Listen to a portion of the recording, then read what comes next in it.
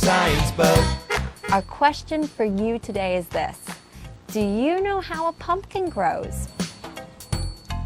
This is what the fields look like in the middle of summer. It was very hard to spot any pumpkins. I finally found some and they were just starting to grow. Who thinks the bigger pumpkin has more seeds?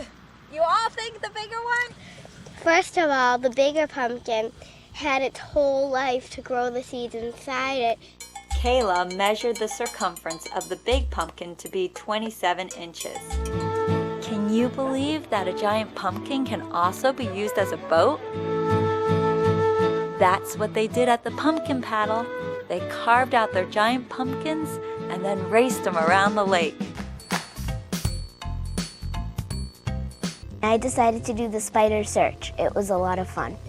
Thanks for watching, and we'll be back with more adventures for you on Catch the Science Bug. Catch the science bug.